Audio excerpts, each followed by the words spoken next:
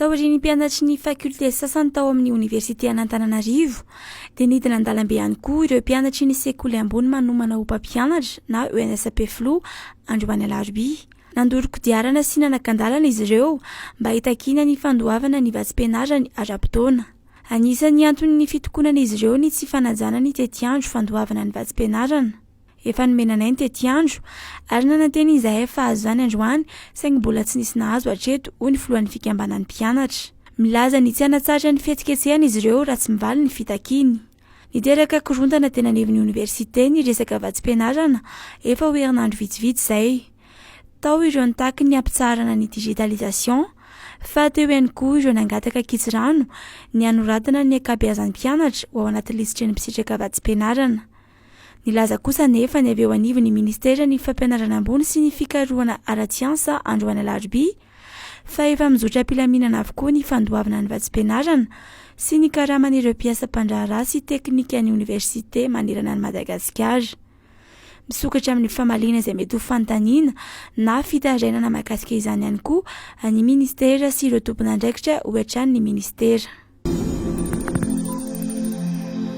Nisy ny fiovana amin'ny fitantanana eo anivon'ny fiadidinan'ny Repoblika.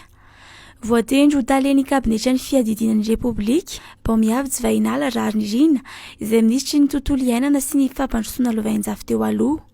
Izy araka izany no isolo ny toerany Lova Ranoromaro izay nomena andraikitra hafa. Voatendry ho talen'ny serasera sy fifandraisana amin'ny daholobe no sady mpitondra tenin'ny filoham-pirenena i Lova Ranoromaro raha ny vaovao nampitainy avy ao amin'ny fiadidinan'ny Repoblika.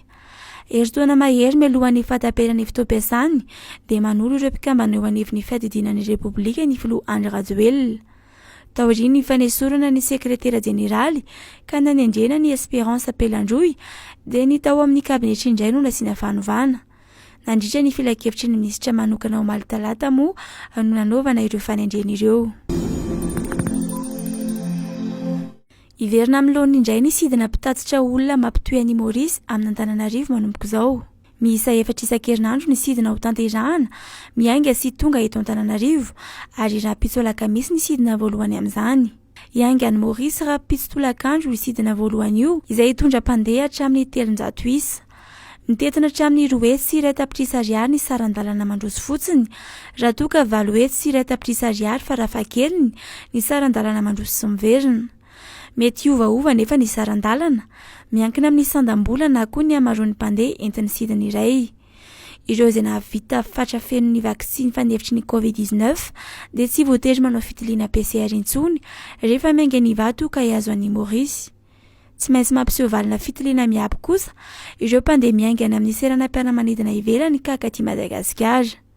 Tsy misy fiovana fa misy ihany koa ny fitiliana PCR alohan'ny hivahinianana amina hotely fandraisam-bahiny an'i Maurice. Ary tsy maintsy mandalo fitiliana koa izay hiditra eto Madagasikara raha toa ka voapirofo fa mitondra ny tsimon-karetina Covid-19 ny mpandeha iray dia tsy maintsy mihiboka farafahakeliny 7 andro any amin'ny toerana voatokana ho amin'izany.